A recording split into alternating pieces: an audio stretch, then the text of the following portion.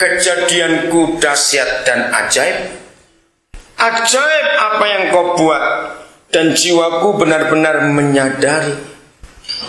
Saudara, kalau kita bisa lahir jadi manusia, ketika kita di dalam kandungan mama, saudara, ketika sel demi sel dipecahkan dari embrio yang cuma satu titik, satu sel, berapa menit kemudian jadi 2, 4, 8 dan seterusnya. Itulah ayat yang ke-14. Aku bersyukur. Ayat 15. Tulang-tulangku tidak terlindung bagimu ketika aku dijadikan di tempat yang tersembunyi, dan aku direkam di bagian-bagian bumi yang paling bawah. Jadi kalau Papa di surga sudah melihat kita sejak kita masih dalam kandungan, sampai tulang-tulang kita pun tidak tersembunyi. Sebelum saya teruskan, saya ingin mengingatkan saudara, dengar, semua firman yang Tuhan tuliskan, yang Tuhan katakan, itu tidak hanya untuk orang Kristen, tapi firman ini untuk semua orang di dunia.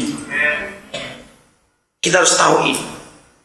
Berarti siapapun yang kita pernah temui di dunia ini, setiap embrio, setiap janin, Tuhan kenal, Tuhan tahu. Dia merekam setiap manusia sejak dalam kandungan. Ayat 16. Disinilah kita menemukan kata destiny yang sesungguhnya. Matamu melihat selagi aku bakal anak. Masih embrio, Papa melihat kita. Mama papa kita belum kenal kita, tapi Papa di surga kenal kita. Ini yang luar biasa. Jangan lupa handmade-nya tadi. Nah, apa yang dia buat kalau Papa di surga begitu mengenal kita? Lihat kalimat yang berikut di ayat 16. Dan dalam kitabmu semuanya tertulis. Pastor Stephen, tolong bacakan bahasa Inggrisnya sampai pada kalimat ini. Dan dalam kitabmu semuanya tertulis. And in your book, they all were written, a vision for me, when yet they were not of it. Saudara, saya ajak saudara berpikir begini. Kalau orang menulis diary, itu ditulisnya kapan? Pagi hari atau malam hari? Kenapa harus malam? Nah, karena harus lewat. Tapi Papa di surga menulis diary untuk kita sebelum kita lahir. Amin kan cepat. Ini ayatnya, saya baca begini. Dan dalam kitabmu semuanya tertulis hari-hari yang akan dibentuk. Kenapa akan? Ya, memang kita belum lahir. Sebelum ada satupun daripadanya.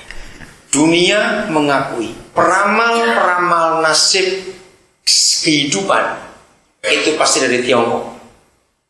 Orang-orang Tiongkok yang punya keahlian meramal masa depan di Singapura banyak. Orang-orang masih percaya kepada kekuatan peramal itu. Maka mereka orang tua begitu si istri mengandung sudah datang kepada peramal, dan itu banyak. Tolong lihatkan destiny anakku ini. Nah, ada peramal-peramal khusus, fortune teller, yang bisa meramal sampai orang ini mati. Dia nanti umur sekian, kelas berapa, tinggal di mana, kalau sudah besar dia menikah dengan siapa, lalu kerjanya apa, anaknya berapa, dia akan celaka di tahun keberapa, untungnya di bulan keberapa. Itu bayarnya mahal sekali. Saya pernah ditunjukkan buku-buku ramalan kehidupan dari orang-orang itu. Saudara, semua yang iblis buat selalu imitate, memalsukan, meniru apa yang Tuhan buat. Betul tidak? ini yang luar biasa. Jadi sebelum kita semuanya lahir, Papa sudah buat diary untuk kita semua. Maka itu kunci kekristenan adalah, kalau orang tanya, apa password? Tahu kata passwordnya? Kalau kita nggak tahu passwordnya, nggak akan kita bisa buka program itu.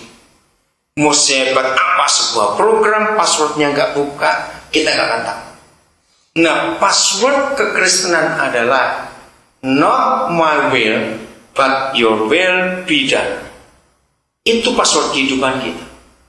Ketika kita ingin tahu destiny kita, yang ditulis di Mazmur 139 ayat 16 ini, sebab Papa sudah buat buku harian untuk masing-masing kita sebelum kita lahir, maka passwordnya adalah, katakan kepada Papa, bukan kehendak, bukan keinginan, tapi biar keinginan. Bukankah itu yang dibuat oleh Tuhan Yesus?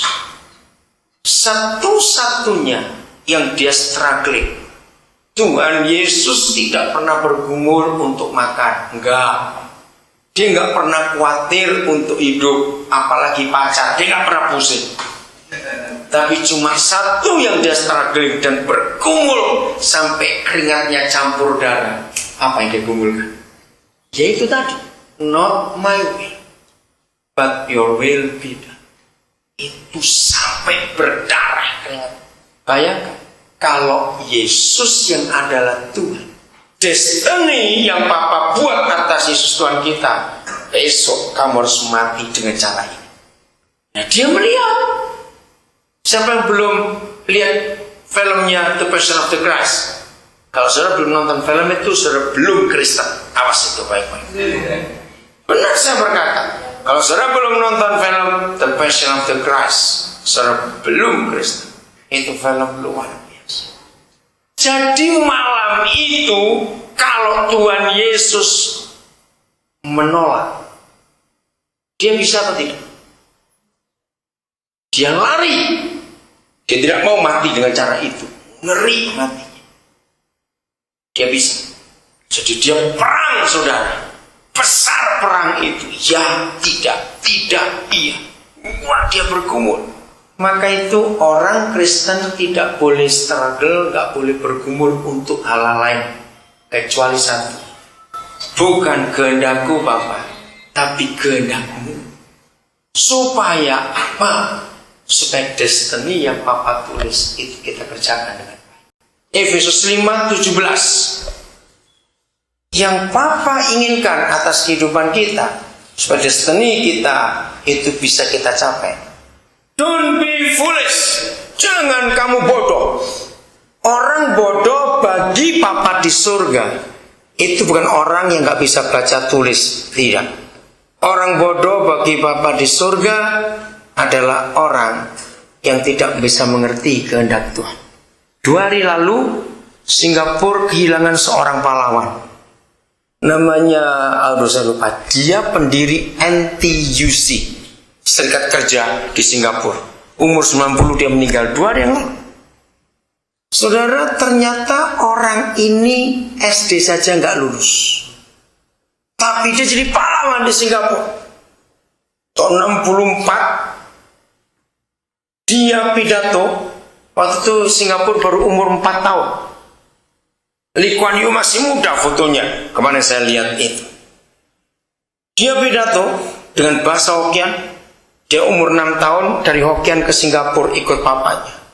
Tapi dia adalah anggota parlemen MP yang sangat disegani dan dihormati di negeri ini. Nggak lulus SD.